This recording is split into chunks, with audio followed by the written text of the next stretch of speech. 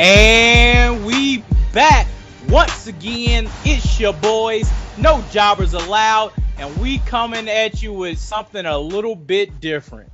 So this isn't a recap, a review show, or anything of the like we've been doing these last few weeks. We're taking it back to the original long form podcast that we did when we first started out, mainly because life happens, so we didn't have enough time to record individual shows this week. So it's kind of going to be a potpourri tonight. But like always, I'm Big Ish, and with me, like always, is.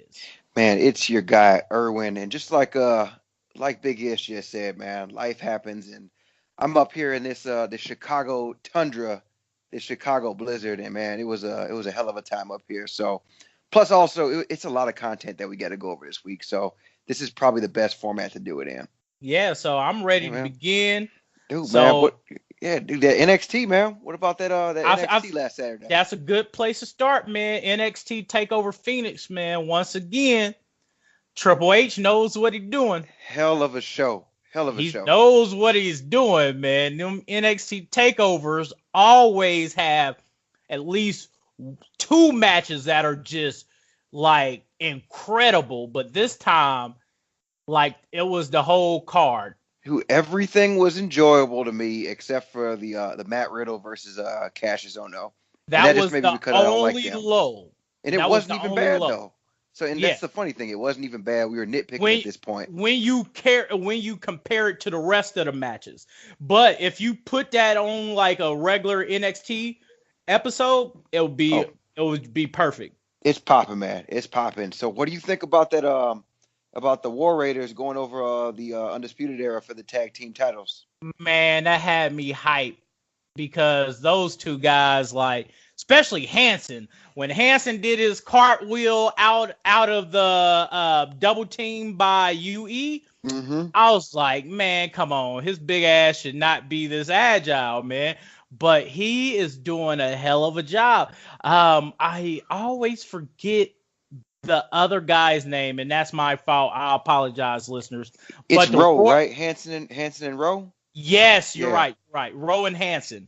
So Rowan Hanson put on a hell of a match, and shout out to Undisputed Era because every time they in the ring, it's always a great match. And what I liked about this was Rowan Hanson really got over. When you watch this match, you will know that the crowd is on Undisputed Era side. But Rowan Hanson put on such a remarkable show and worked so hard in that ring that by the end of it, they were over with the crowd. And Dude, the crowd was behind them. they were going crazy. And for me, again, this is shows how good tag team wrestling is when you give it a chance. When you have it as a marquee match or something that they really want to put time under, this is what they could replicate on the main card from night in, night out. If these guys aren't going to be the main event, they're going to steal the show. Um, and that really, really showed. The Undisputed Era doing, the heelish tag team antics where they were, cornering one guy in, tag out, and it was your classic, big men versus not necessarily high flyers, but they used the more in ring psychology, which is what I liked a lot. And I picked the Undisputed Era to win this just off of storylines and the way that they were going. Just like you said before on the preview show, on the prediction show, that all of Undisputed Era can't have no titles. Somebody in that stable needs a title, but it went down that way where the War Raiders came out with it, and I should have known when they had that entrance, man. When they had Yeah, that was a the all huge hyped up. interest, man. And my thing is, tag team wrestling is done right when you're using actual tag teams, man. Yes, Don't get me wrong. Of course, there's been some great thrown together tag teams, the Rock and Sock Connection, Steve Austin and Triple H. The list goes on and on of really good tag teams. But when you get down to it, the nitty gritty, when you putting together your Mount Rushmore of great tag teams, they have one thing in common. They're legitimate tag teams. That's what they do. Tag team wrestling. Yep, I cannot agree with you anymore, man. I didn't mean to cut you off, but You good? You good? Go ahead. so let's just stay on this tag team thing for a second because you are so right about this. Look at Raw and look at SmackDown. SmackDown, the people that have been competing for the tag team titles, the Usos, the Bar, the New Day, again, like you said, all that's what they do. They don't do anything else. They're not just thrown together. They are a tag team, and that's what they're gonna do. But look on Raw, you got Chad Gable and Bobby Roode right now as your tag team champions, and that's not what their bread and butter is. They didn't come up as a tag team. They just got kind of, like you said, pieced together. And my thing with that is it hurts your whole division, Yep. like the tag division as a whole, in your single competition as a whole, because Chad Gable is a tag team wrestler. He should have a person that is not thinking about a singles push. Exactly. Bobby Roode should have a single push, and I know it. He knows it. WWE knows it, but he's stuck with Chad Gable, and that's no disrespect to Gable, but Gable needs a teammate, not a singles competitor who WWE doesn't know how to push yet by itself. Yeah, man. I 100% agree with you on that one. And shout out to these guys on NXT putting on just clinics, man. And speaking of clinics, what about this Johnny Gargano versus Ricochet, man? That was popping, now, man. That's already contender for match of the year. So good, man. So good. And this just goes to show again, I think on the main roster, you can't get these type of matches, at least regularly, only because I don't think Vince would ever let guys of this size have this kind of spotlight or this kind of shine. But man, Ricochet is so good. Johnny Gargano is so good. I'm glad to see these two got to lock it up, man. What were some of your favorite spots in this, man? Man, it's too many to name because, like you said, the match was so good. Like you got Ricochet. Anytime Ricochet gets on the ropes, you are looking at a man who could twist and contort in air the way you would see back in the days, watching Eddie Guerrero's, watching your Chris Jericho's back then. You're seeing cars, back when WCW was popping with the cruiserweights. Man, that it showed. Last night you got Johnny Gargano, and I'm gonna stop calling him Johnny Failure and call him Johnny Wrestling again. But that man is a technical beast. He's similar to Daniel Bryan in the way that you can possibly put him with anyone. You can. And he will make a great match out of it because of how well his skill level is to actually wrestle. His technical wrestling mixed with his ability to put on a show, especially with Ricochet's showmanship. So to work with two clashing styles off the air, out of the air like Ricochet, and then putting a really, really good ground and technical wrestler like Johnny Gargano together, having that clash of styles and still being able to put on a show just shows you how well these guys are prepared and ready to take anytime they're given a shot, they make sure it counts. And that was an amazing match, man. They had some great work together inside that ring Saturday. Yeah, most definitely. And now that you bring it up as far as technician or technical work, there was something where Ricochet was doing like a somersault, and Johnny Gargano caught him in whatever his submission is, like out of the air. Like it was so smooth. And then there was also when Gargano went for like the Hurricane Rana off the top rope, Ricochet flipped straight over, landed on his fucking feet, man. Landed straight on his feet. Oh man, that was beautiful because, like I said, man, these NXT talent, when they get their shot, they really want it. They still have the ability to be on a show that has a place for all their talent. So everyone I mean, of course, you still got bigger draws, so other people may get more time. And in this case, it are the two we're talking about. But they have the ability to put on these great shows because they're still hungry. Definitely, man. Definitely it was a really good showing, which saw Johnny Gargano come out with the North American Championship, which I And did not predict. let me say this. I would be remiss if I didn't. I'm not saying the main roster talent isn't hungry. I'm just saying NXT are not only hungry, but they're being put in the position to actually make it work. Some of Hmm. these guys on the main roster are definitely hungry, but when you got all the people at the table, sometimes your plate ain't gonna get full. So Truth.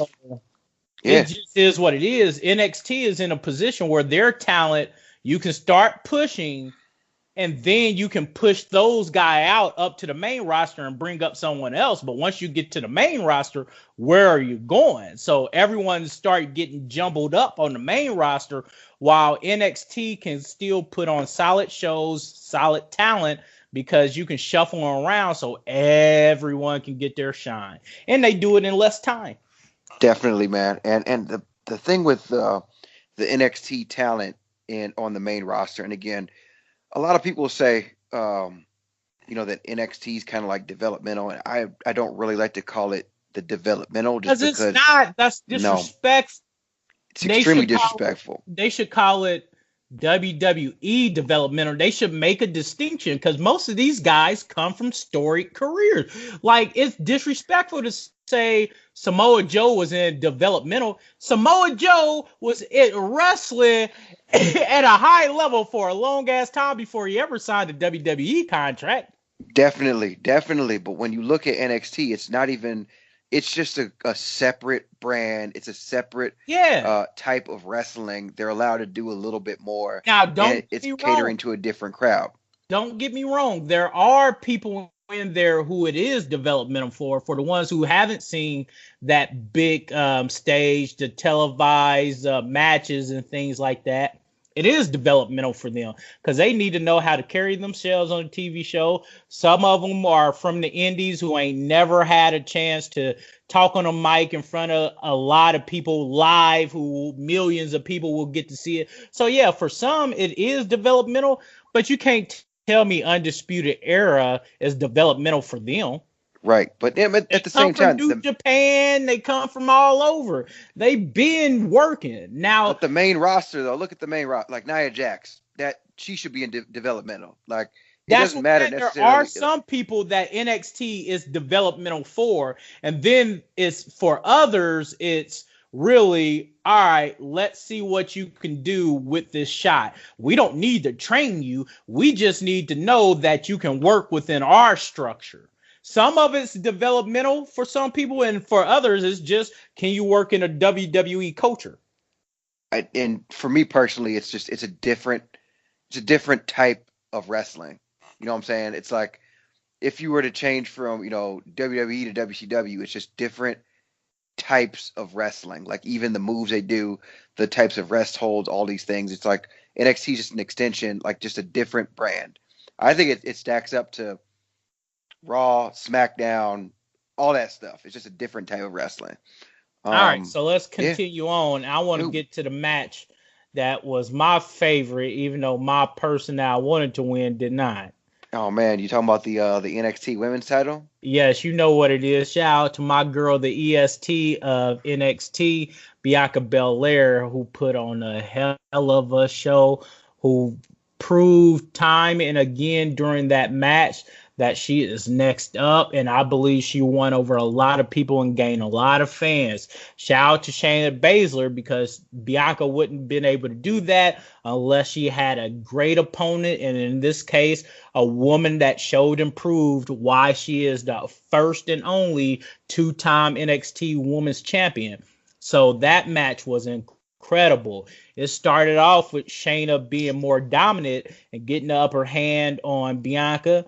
And I believe this is one of Bianca's few takeover matches. I know I can't remember how many, but it's at least her at at minimum is 2.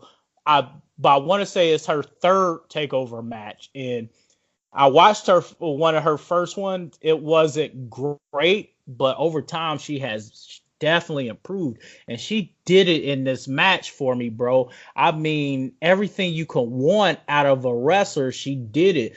Perseverance, hitting the spots where she needed to be, landing her marks, working and selling. Like, I mean, she was incredible. And don't get me wrong, because Shayna Baszler did her thing. She did exactly what she needed to do. She showed that she, coming from the MMA, that this transition, similar to Ronda Rousey's, she really excelled at, because she is really good. She know how to wrestle, or at least she knows how to put on the show of wrestling. And using her MMA background, she really knows how to sell and put a show on for the crowd. And that's what happened in this match with Bianca Belair.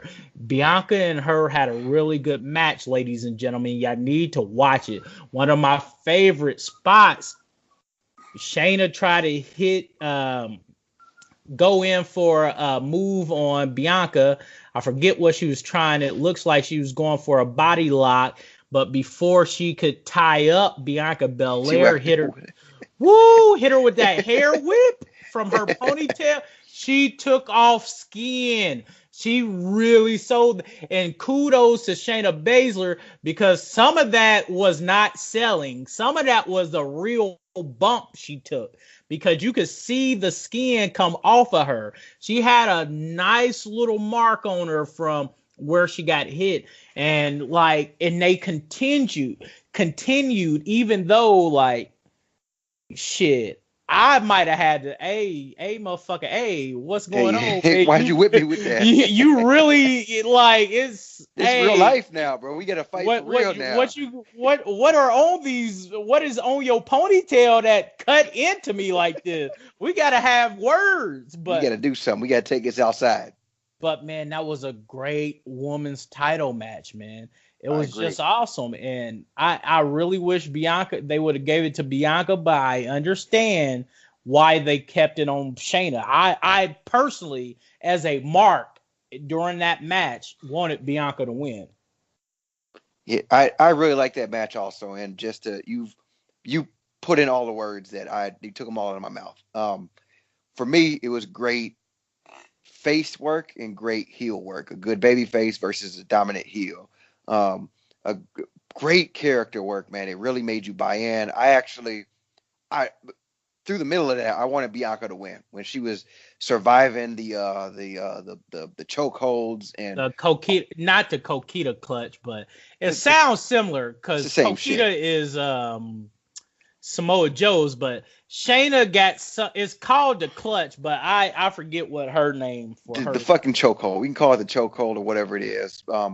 When she was powering out of that and standing up and doing all that, it was one of those where it kind of, because of course I wanted Shayna to win, or I predicted it, but great character work, great establishment of good characters, and I think this actually got Bianca a little bit more over than she actually was going into that, because I don't know I don't know if she was super super hot going into that. I mean, she was, but this is like that next level babyface type work, so I really really like that. Who are you talking about, Bianca? Oh, she Mm-hmm. was on fire before she came. She was the undefeated EST of NXT. She was on fire. And like, that's why I was really hoping she was gonna get this over. But I believe this loss into a women's champion, not to just some Joe Smo off the street.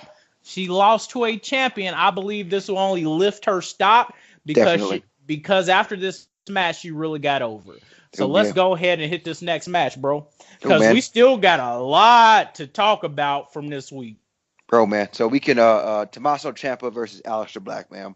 Great match, and they had, again, we can talk about this when we go into the Royal Rumble too, because I can feel like there's a little bit of wrestling fatigue. Anything that's longer than an hour and a half, 2 hours, it gets to be like, oof, they got to push through it. It's kind of like pushing through Raw sometimes. And these guys were put in that main event spot, and we had already seen 4 other great matches before that. So I feel like I was kind of in a lull when this match came, but they snapped me right back into it. And this, again, for the people who didn't watch it, it saw Tommaso Ciampa beat Aleister Black to retain the championship. But this has me thinking that, or after this performance, Aleister Black is main roster ready, just from his persona. The aura that he kind of has around him is kind of like that mysterious, like, again, very good character work. But then he was also working opposite of what I think is the greatest heel in the business right now, Tommaso. That dude's just dastardly. He'll do whatever the hell he needs to do, and just that character is so good. But I think that this is prepping Alistair. I think he's going to lose at the next takeover, whenever it is, and then they're going to bring him up during the Superstar Shakeup after WrestleMania. I mean, I wouldn't mind it. I really like Aleister Black. Excuse me. Mm-hmm. I just don't know what you're going to do with him. Like, I'll be more excited if they start using more of the call-ups they already got. And like I said, that's why we got to hurry up and get to the rest of this week's stuff, because we did see at least 2 of the call-ups, well, actually 3 of the call-ups getting some shine this week. This week. So my thing is, it was a great match. My particular favorite, I know you really love Tommaso because he's a prototype or prototypical of what you typically see and grew up with in WWE. I like Aleister Black because not only does he bridge his persona, so his character well with his in-ring work. Like, I really enjoy his style of wrestling, especially with his striking style, his knees and his kicks. Like I said, bro kick, Claymore kick, Black Mass are 3 of my favorite finishers. Like, all 3 of those, when they're hit cleanly, they look beautiful. There's no way you can essentially, I'm putting this in air quotes, fake that either. Like, when you get hit with that, you get hit with it. And it looks devastating. It's beautiful. And especially when Aleister Black really hits it and gets all of it, it's crazy how good that looked. But because of an injury during the match, he wasn't able to hit it. He couldn't put weight on his knee. So Tommaso with his I know it's a hammerlock DDT, basically, or what do you call it? Fairy tale ending. Yes. So he hit it like 3 times on Aleister to go ahead and get that belt. And like I said, man, that was also another great match. The thing about it is like sometimes you do get fatigued watching like a whole wrestling program. But when you go back and watch it, and that's what you're watching, just that one match, and all you have to do is focus. Each one of these is a great 15-minute time killer. Just watching without having to watch the whole show together, just watching one of those matches is very dope. But that was NXT. Of course, at the end of that, you get a nice, call back to DIY days. But this time, both Johnny and Tommaso got the championships. And now they're going to go into this week's NXT, and we'll get to that later on. So that was NXT TakeOver Phoenix. Now it's time to go ahead and hit the main show pay-per-view that happened the next day with Royal Rumble. Yeah, let's hit this Royal Rumble, man. Dude, and we can do this one pretty quick, because of course. I mean, we had two matches on the kickoff show, which again, I don't know what they're doing with their tag team division, where we see one of the AOP team up with Scott Dawson to face the tag team. Yeah. Razor and Scott Dawson versus the tag team champions. Again, another we got you. We know. Well, Rude and Gable. Rude and Gable won that in just a blowaway match. And then something that I think is the United States title. Let's take a second to talk about this, man. All right. You got a very prestigious title. It comes from, the WCW. Great people have had it, like Booker T. You got Goldberg came up with this. Like all of these great champions, and now we get it relegated to the kickoff show, where it actually does change hands, where Rusev wins this title. I don't understand it. Lost the title. I'm sorry. Where Nakamura wins the title after just winning it last month. Rusev just run it on his birthday in December. On Christmas Day, technically. Yeah. On the Christmas Day show. What the fuck are they doing with this shit, man? Why are they doing this like this? This hot potato title type stuff. I hate it when they do this. It makes the title lose a little bit of its credibility to me. I don't know, man, but we're going to get to it more on SmackDown just because of what they decided to do with it. And you know what my thing is. Why there we go. But it's just one of those things where it was all a elaborate setup. Like they needed setups for later on in the evening. So Rusev loses after like Shinsuke ducked out the way after interference from Lana, and Rusev knocked her off the apron. She hurt her ankle, whatnot. The reason why I'm blowing through this, ladies and gentlemen, is just because it wasn't the best of matches. It wasn't. As storytelling. The work was good, but the story the match told wasn't great. Which is the one thing that we've been talking about for the past couple weeks is continuity. That's the only thing good that came out of this is that it tied into another storyline later. So we're gonna move on from that and go from the pre-show to the main show. But your guy Buddy Murphy, you forgot about him. Yeah. It was a pre-show. I was going to start with his match, but I forgot it was a pre-show. But Buddy Murphy in a fatal 4-way match with Itami. Itami. Shit, who else was in that match? It was Itami, Tozawa, and Kalisto. Okay, so I'm sorry, guys. I've been tripping all day. It's been chilling. A long week. It's been a long week, brother. But yeah, so that was a good match, man. It was so much action going on. It's kind of hard to pick spots besides like one where Kalisto took out everyone on the outside of the ring, or when Buddy Murphy hits Murphy Law. I wanted to say on Itami. He hits him on Itami, yeah. Yeah, he which was your pick. And hits like a beautiful Murphy's Law for the pin to retain. It's too much action going on in there. It's your ultimate cruiserweight showdown. It had everything you would want to see that I talked about in the WCW days of cruiserweights. It had all that action in it just like then. And it was dope. So y'all got to watch it. It's too much going on to really delve deep in it because you can have a 20-minute review just on that match alone. Truth. But then when you get to the main card, man, we kick it off with heavy hitters, man, Becky and Asuka. And Asuka makes Becky tap, man. And I thought that was a good thing. Yep. Now, people argue with me about why would you make Becky tap? Why would you book her to tap? And I said, it's because Becky couldn't be hurt by a submission or by that loss. No matter how that loss happened. No, there's no way. Becky could not lose, or Becky could not be hurt by it. Especially when you're booking her to go over in the Royal Rumble, there's no way. Like, there's nothing wrong with this. This is a very good booking. This is very strategic, very good. And as soon as she lost this by tapping, I think every single person in that arena knew she's about to win that Royal Rumble. We knew it. And that's what I'm saying. So here's my thing.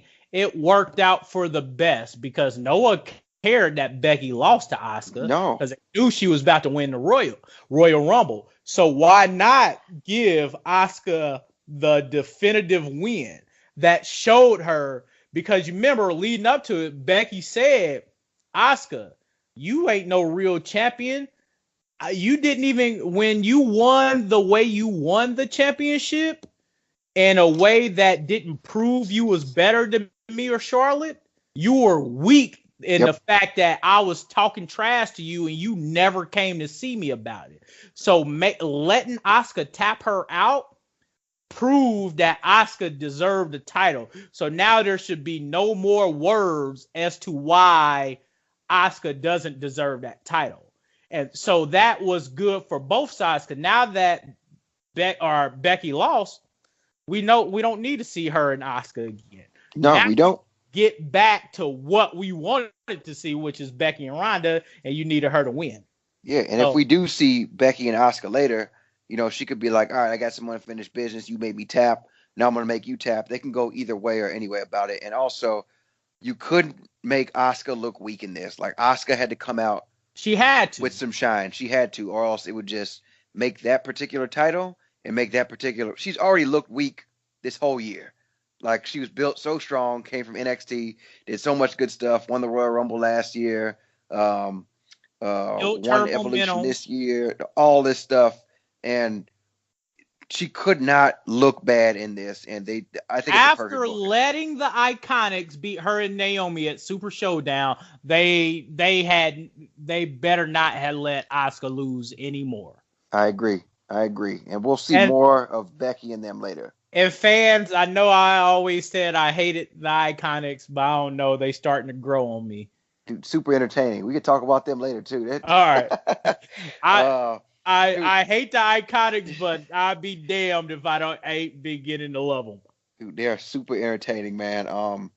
So Shane and The Miz are the new tag team champions, man. And that's all. Again, man, what did we just talk about?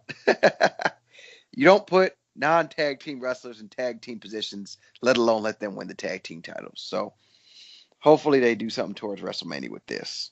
Ooh, man, but then we got another match that I really liked, which was Sasha Banks and Ronda Rousey, and we all knew that Ronda Rousey's not losing until WrestleMania.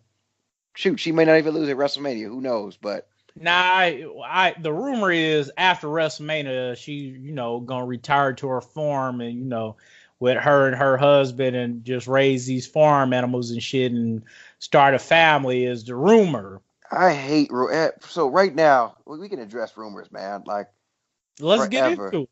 There's always been like now everybody's mad about something. Everybody's doing this. Dean Ambrose is leaving. So and so's going to AEW. So and so's doing this. Nobody really knows shit till it actually happens. Yeah, I don't like rumors. Like Mike and Maria Kanellis requested out of their contracts. Scott Dawson and your boy Revival are requesting out at the end of their contracts. All rumors and conjecture, though. And here's the thing. Right. Okay, let's break this down. Let's break this down realistically, man. So the Revival, without NXT, without WWE, they would honestly be nothing right now. Mm-hmm. So if they go somewhere else, yeah, they might be good. They might be really great, but they're not going to get the shine. They're not going to get the exposure that WWE is. Not everybody. They can't take the name with them either. Not everybody's Cody Rhodes, man. And I heard one of the funniest things is, I was out of wrestling for a while, so I don't remember a lot of Cody Rhodes, but they was like, hey, man, Cody Rhodes ain't even that good of a wrestler, but he's damn good at making you think he is. That is so. If you could quote whoever said that, it's perfect. Like, even if you watch some of his New Japan stuff, like it's not like he's not a Chris Jericho, man. He's not anybody who's really, really good. He's very charismatic. It's kind of like he's talked himself into it. Like, hey, man, that's half the battle when it comes to wrestling. But the Revival can't do that. Maria Kanellis and Mike Bennett, again, they were doing really, really well on the indie scene.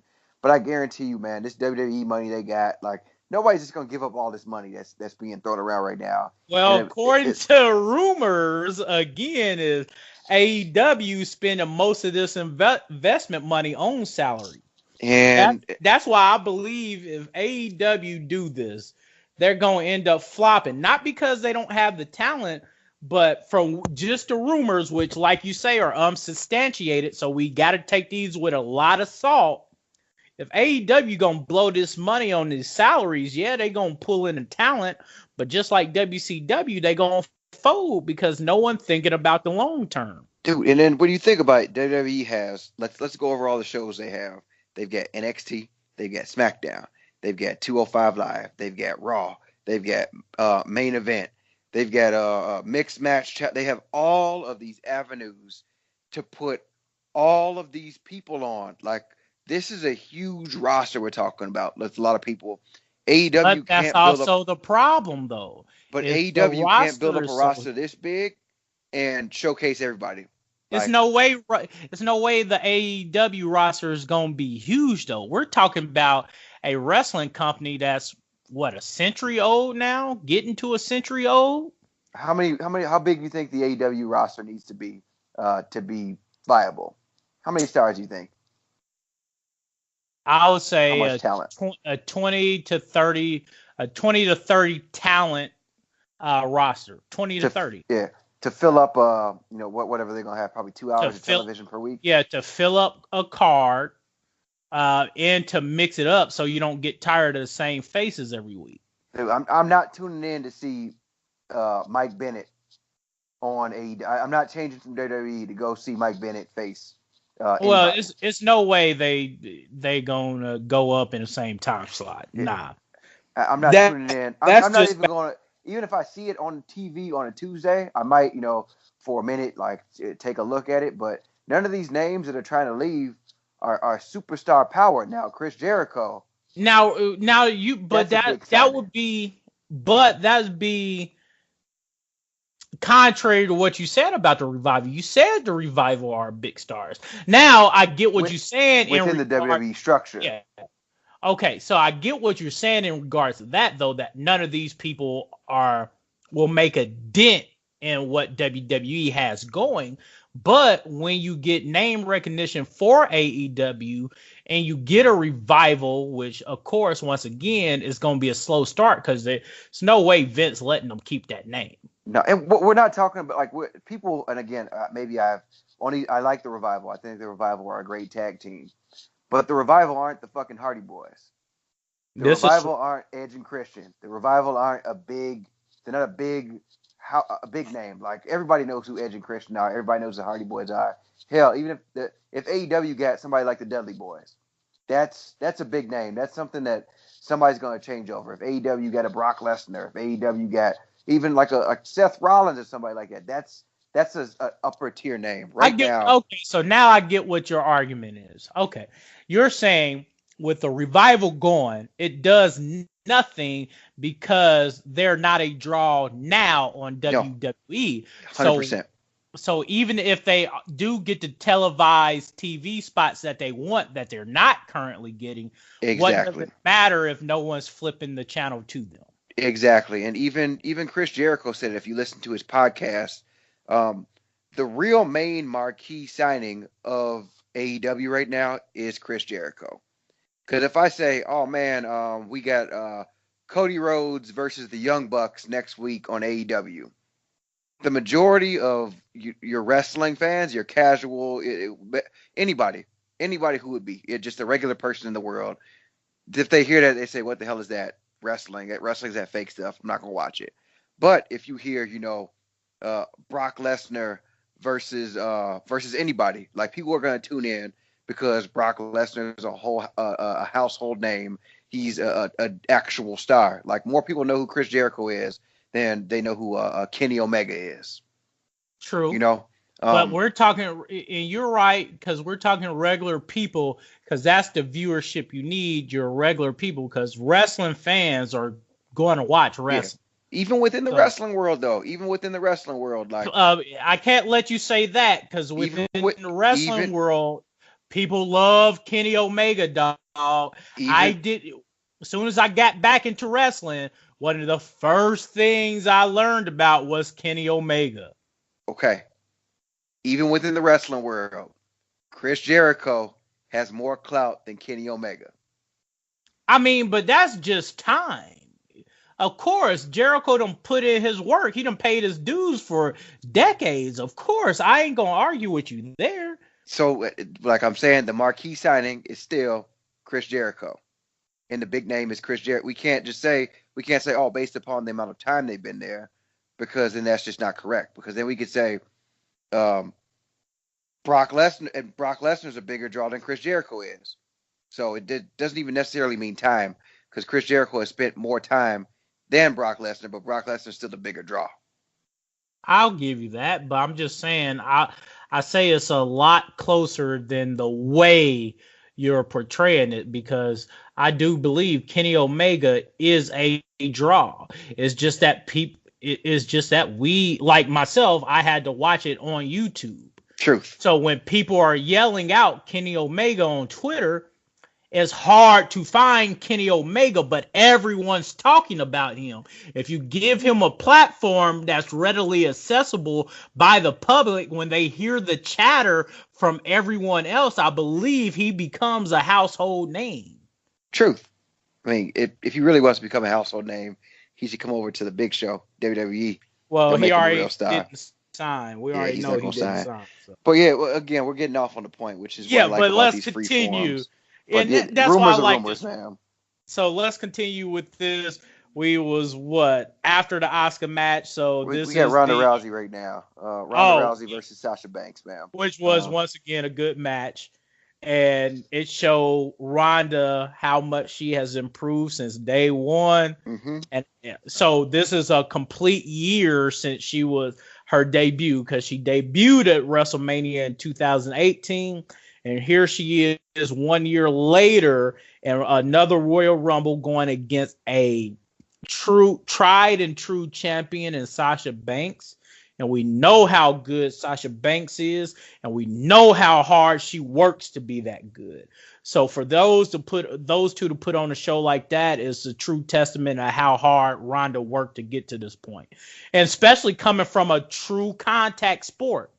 The fact that she's used to beating women down and now actually has to kind of hold back pull her punches. Yeah. Pull punches and still make it kind of believable. As a mark, you go, yeah, as a regular person who know about the kayfabe, you go, God damn, Ronda really doing it. Yeah. But if you were a mark, you could really say, damn, like Sasha really getting with Ronda, but damn, look at Ronda go. Like so kudos to Ronda, man. She ain't got nothing but respect for me on what she be able to accomplish in 1 year. Truth, man. And I mean, we listeners go watch that match. It's absolutely fantastic. But let's hop over to this 30-woman Royal Rumble. And first and foremost, Lacey Evans, man, is that lady that of woman, it? Man. Well, I was about to call her the lady of NXT, but she is going. not. Yeah. She is the lady of WWE now, dog. Dude, she had a great Rumble, bro. She was good. Her debut, she showed what she will bring to this main roster. Now, the only thing I'm going to nitpick is her first two spots with Natalya, because Natalya came in as the second. She was nervous. Lacey Evans won, Natalya 2. And the first two spots, like over the back toss by Natalya, where Lacey was supposed to flip and land on her feet. She kind of missed the landing, but recovered quickly. It looked okay. It wasn't bad. It just was one of those things you can nitpick. And there was one more spot, and now it's slipping my memory, but it was noticeable. Not bad, but noticeable. But after that, after just those two slip-ups, Lacey Evans carried herself like a true main roster talent, and she put on a heck of a show. And even starting off though, but let me hop in on this real quick before we get down the rabbit hole. Like, I'm huge into the story about it.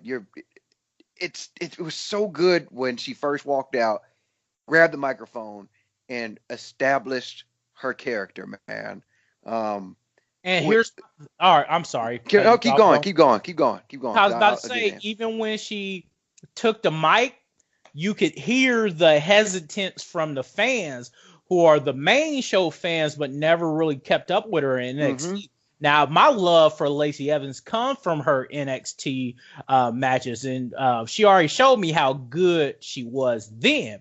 Now she got to prove to a whole new set of viewers and audience members of how good she is, and that's why I was like, when people on online was saying, "Oh, Lacey Evans can't even get no pop. Nobody knows who she is."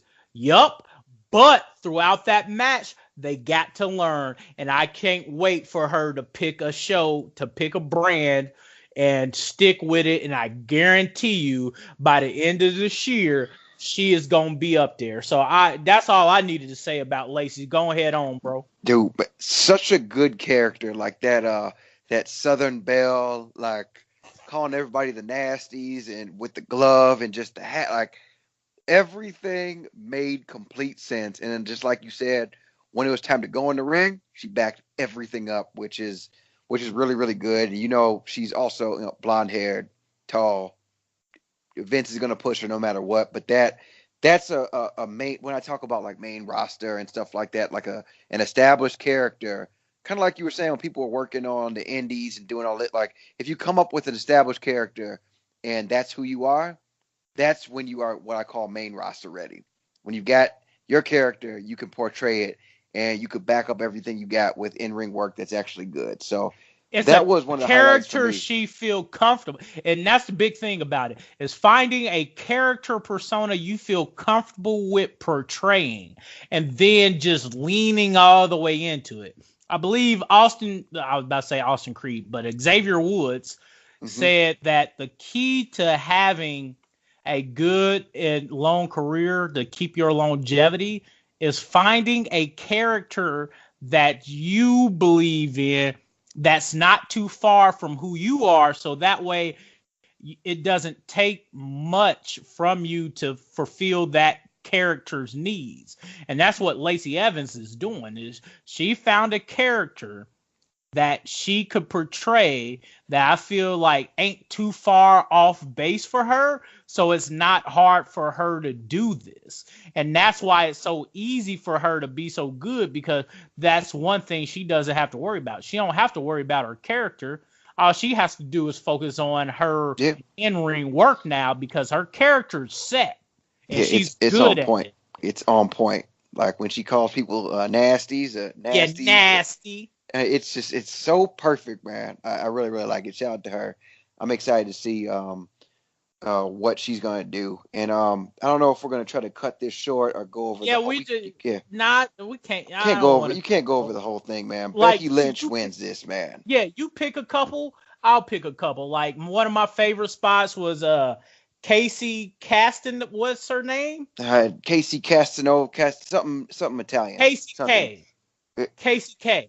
So when she got herself knocked over the ring, she did a handstand, walked all the way around to the ring post on her hands, wrapped her legs around it, and used only her core to lift herself up, and started to pull herself back in the ring, but then she got eliminated. But that spot alone was crazy. It showed how much control she had. Rhea Ripley getting in there and getting some love. She did really good. She's a great talent from NXT UK. The Sky Pirates got in there. Now, here's the last thing I want to talk about and get to, because my love, Ember Moon, didn't win, but we knew that. Was shit. I was about to say Billy Payton, but Billy what is it? Billy Billy Kay. Kay. I was about to say Billy Payton. Billy Kay, when she comes out, it was hilarious because she followed the rules. There's no rules that say you have to immediately get in the ring when you come out. So she walks around the ring and say, "I'm not going in until Peyton Royce gets in."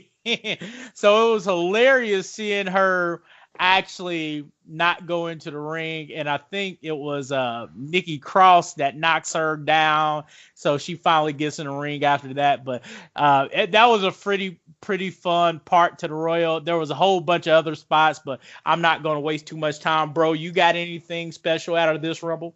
Dude, man, I really like the Nikki Cross character, man. Again, that's another one that I've seen her on NXT, but just seeing how She's hilarious, man.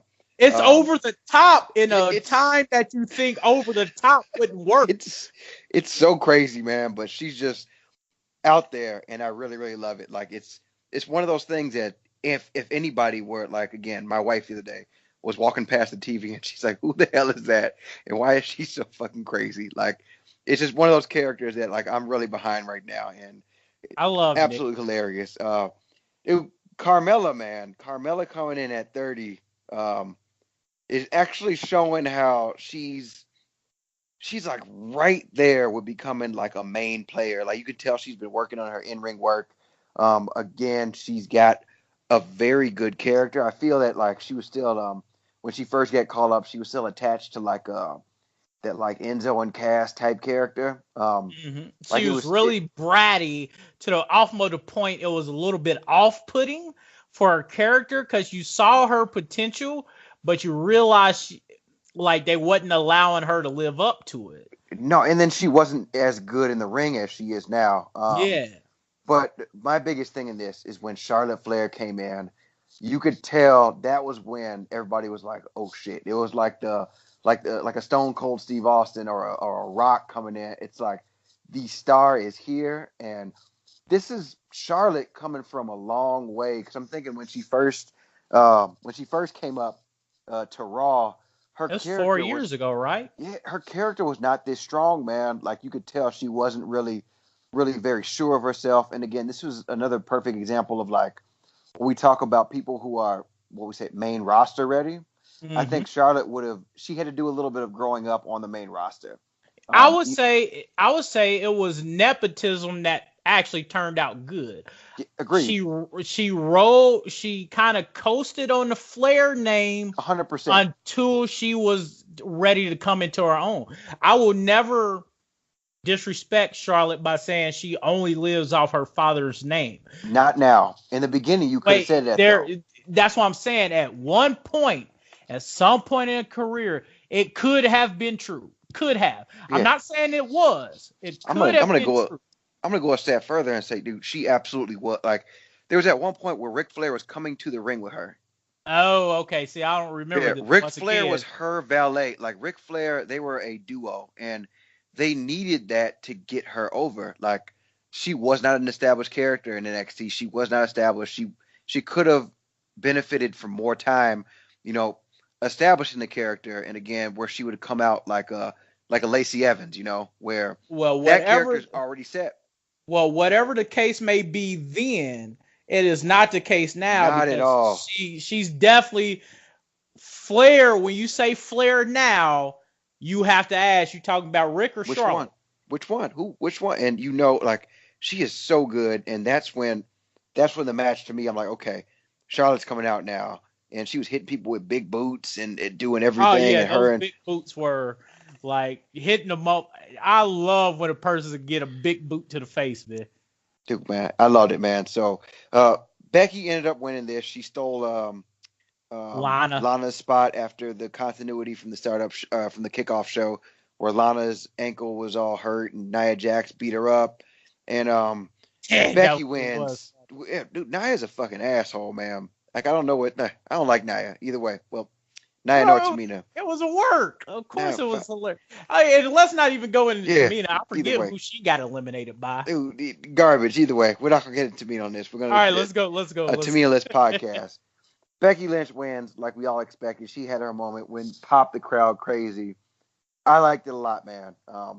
Great second Women's Royal Rumble, and the best part about it is, last year's Women's Royal Rumble, they had a whole bunch of old people. They had Trish Stratus and Lita and Kelly and all these people, and you knew they weren't going to win, and the work was not good because they weren't good wrestlers. This year, it was nothing but bona fide talent, good stars. Dog, I like some of those women wrestlers. But can we just say they lost a step? They just a little bit older. Absolutely not, because some of the people that they brought back, they lost because they weren't. You knew they weren't going to win regardless. Like, yes. Even back in the day, they weren't good wrestlers. Now they aren't good wrestlers. Like, Kelly was not hired because she was a great wrestler. Kelly was hired because she was absolutely beautiful. You know, Trish Don't Stratus and them, shout out to them. But everybody else, I was about to say, we knew. don't you dare disrespect my queen of hardcore like No, that. no, no, never. Lita is definitely went from ECW to making her name in WWE. I will not take no Lita disrespect on this podcast, bro. And then there's the people like, you know, the Maria Kanellises and the Alicia Foxes. You know, they aren't going to win, but they serve a spot in the Royal Rumble. But Yeah, that was like the Alicia Fox and Maria part was kind of, I don't know, man. it It was was, stupid, man. I don't want to talk about it. Well, Becky, our girl Becky won, and we got more on her if we get into Raw tonight. Dude, WWE title match, man. AJ Styles versus Daniel Bryan. Again, I'm gonna reiterate this: great match, but also suffered from the spot and the card that it was on because we had already watched almost damn near 4 hours of wrestling at this point. Um, I liked it a lot, man. What did you think about it? Man, it was kind of the same thing for me. Like after watching that 30 women rumble, like I kind of peaked on excitement.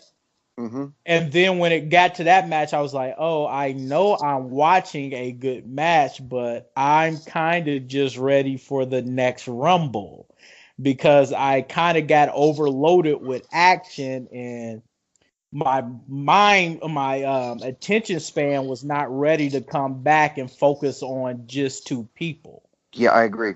I agree 100%. And that's where this match was a great match. Again, go back and watch it on its own, and it's awesome. Yeah, if you watch it, like I said about NXT, if you watch it outside of the show itself, it's a great match. So then Daniel Bryan wins this, and he looks like he has a new lackey in Eric Rowan, who's now going to be in his little hippie stable. So, Like One Eye Johnny said on Twitter, man, we just gonna act like we don't know who the Bludgeon Brothers are now. dude, Bludgeon So, Brothers, Wyatt family. Why is like, he always joining all these cults, man? Well, you think about it. Like I just thought about this. Like Eric Rowan went from the Wyatt family to the Bludgeon Brothers. Like all these cult like why is he needs to get his own identity, man? Just jumping from cult to cult. I don't know if you want to spend any more time on that. I think we I thoroughly know hit that. we got all you can.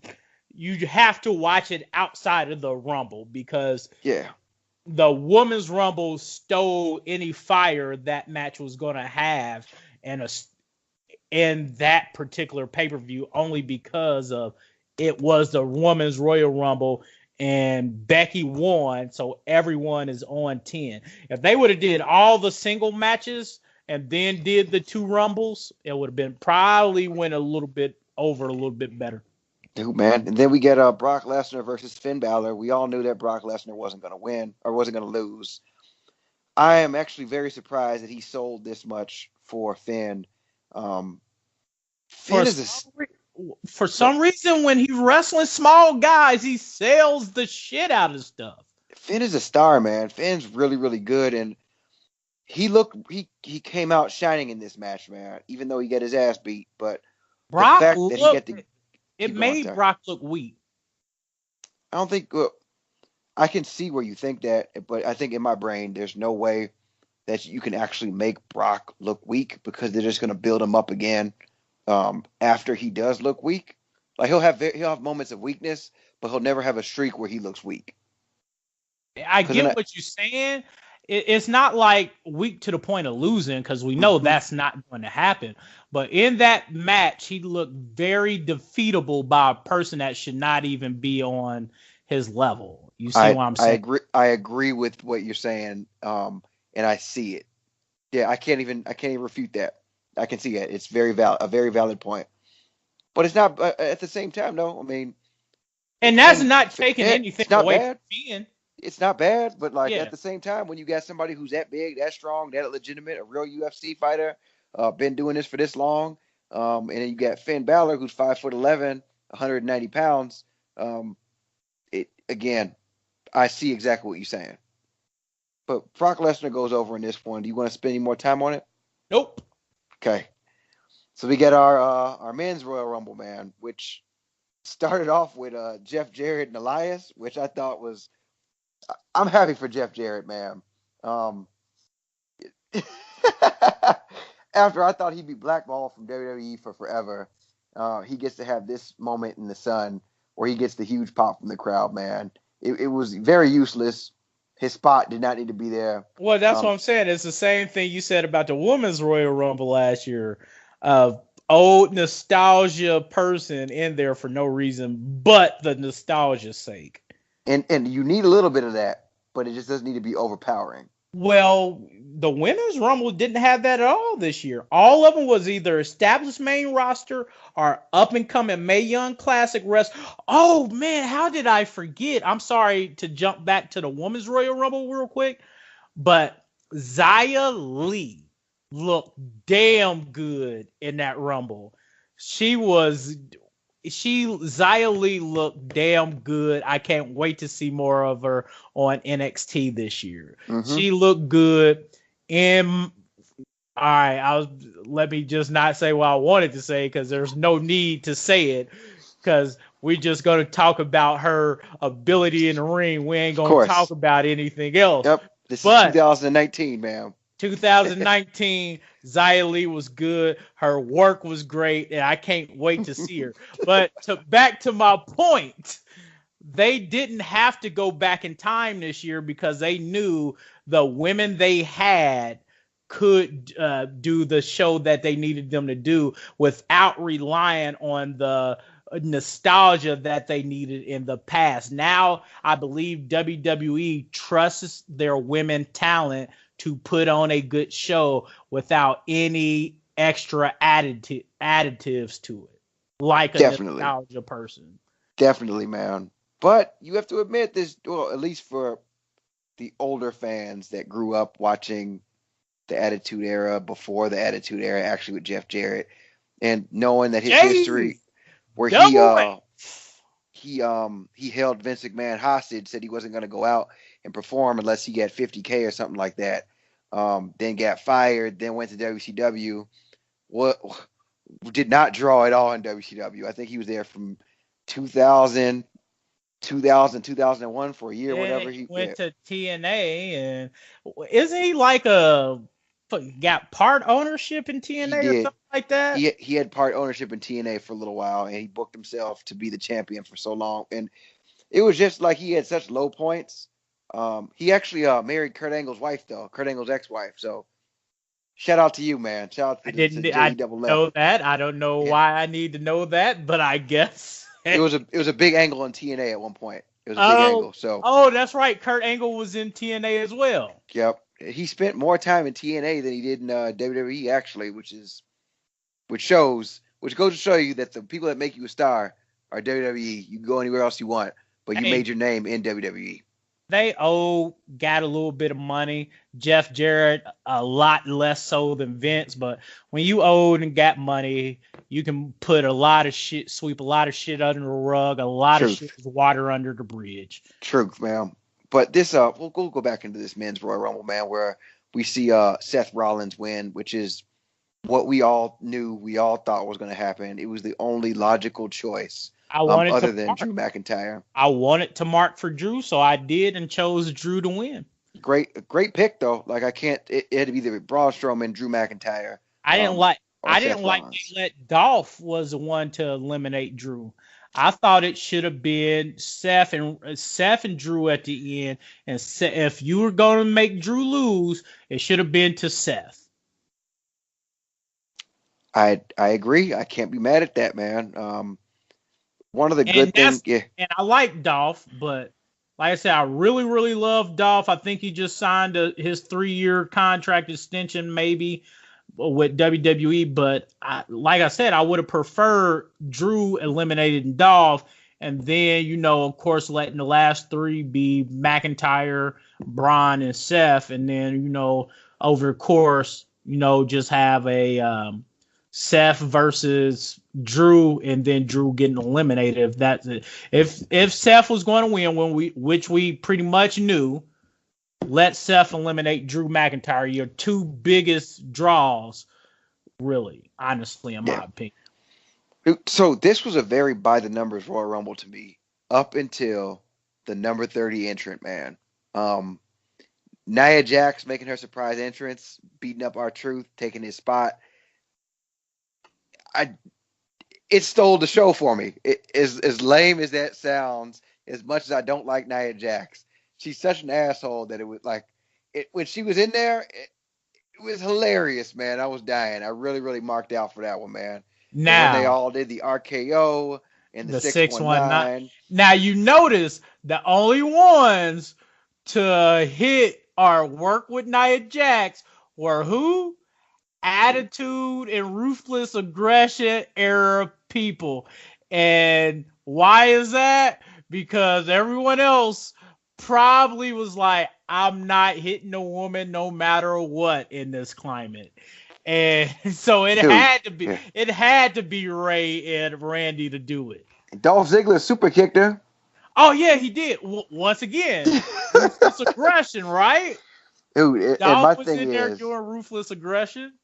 so like in the way I look at it too is, and I see where they were going with it too. In the Attitude Era, the only all women got beat up. It didn't matter, from Mae Young and Moolah to Sable and everybody. Like it didn't matter who it was. Violence against women was just accepted, and everybody loved it, and everybody marked out for it. I think this would have been different had we had, who's a very dainty woman now. Like I can't think of one off the top of my head right now. Everybody's such a badass, but if we had Lana. Alexa Bliss going there, Alana, if Alexa Bliss went in there and you had Randy Orton RKO and somebody who's 5 foot, 100 pounds, or Lana who's your typical model and she was getting RKO'd, this would not go over as well as if you Right. get somebody who's 6 foot, 300 pounds and is a Samoan and is just an asshole and just is bigger. Like she was bigger than most dudes in that Royal Rumble, honestly. And she got to Yeah. eliminate Mustafa Ali. And easily too. Easily. Like walk in there, throw him out like he was nothing. He was like, I'm not gonna hit a girl. But I like the dynamic between it. If it had been anybody else but Nia, it would not have worked. Well, here's the thing. Here's where some people who had the issue with the intergender, here's my thing. In the past, their gripes would have been understandable because the violence against women was just that, violence against women. Now we have to come to a realization that we say these women are just as good as the men. So why are we still segregating them unless we're trying to say there is a difference between the women and men? Mm-hmm. Having Nia go out there will at least say, well, at least she's as big, possibly as strong as the men. But at this point in 2019, we all agree that the women are just as good as the men. So we need to let them compete with the men, at least in this sport, because it's sports entertainment. Mostly everything is choreographed and fabricated. You feel me? Mm-hmm. Like, it's not like a woman going into football and going to get laid out with a real hit. Exactly. It's actually sports entertainment. It's just entertainment, and these women are just as good as entertaining the crowd as the men. So why do we have to segregate the sexes like that? I still understand the conservative values where we will continue. I say this is not just a one-off, but it's going to be very isolated with these intergender matches. And we might see some more of this when Mixed Match Challenge comes back later this year. But it just is what it is. We have to come to a realization. We say these women are just as good as men. Now let them compete with the people you say they're just as good as. But to play devil's advocate, though, they are not going to, this is only going to be with certain women, man.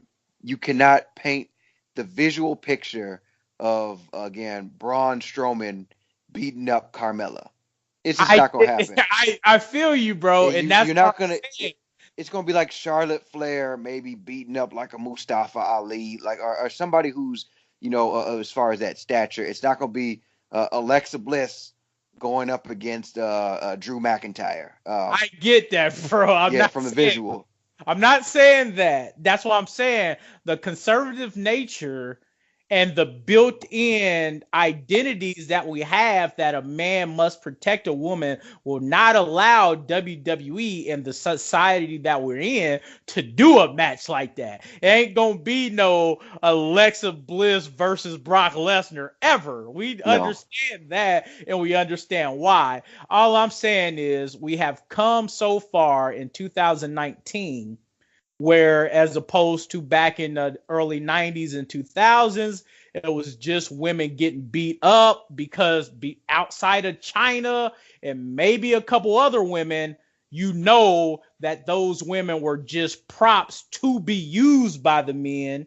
And that's why the violence against women was wrong, as opposed to 2019, where the women are a true competitor like a man, are just as good as the men, and then they can show what they have against their male counterparts. But of course, you can't do this across the No. board. You're So it's right. only going to be people who are actually believable and it makes sense. Wait, I agree. Hold on. Wait, Ish, hold on. Yeah, yeah. We're at an hour and 10 minutes right now. We can't make this any longer. Nobody's gonna listen to this shit. Motherfuckers have long podcasts, Dude, but nobody's gonna but listen to this shit. We let's got go to ahead. Let's go so ahead and end it here. because We just did one whole thing, a long form podcast, bro. I'm good. I think the listeners are good because the winner of that was Seth Rollins. Blah blah blah. Royal Rumble over. He did the point. So I ain't got nothing else to say about this. Do you got anything else to say about this, bro? man, I guess gotta say this is my favorite pay per view or network special of the year, man. I'm glad we get to talk about it, man. So I've got nothing else, man. Ish, you got anything else for him? Man, I'm good, bro. You know what it is. Like always, it's been your boys. No jobbers allowed, and we kind of gave you a 2-for-1 special, all in one cast with NXT Takeover Phoenix and WWE pay-per-view Royal Rumble. And like always, with me was It's your guy Irwin, man, and we out. we out. Listen to this music.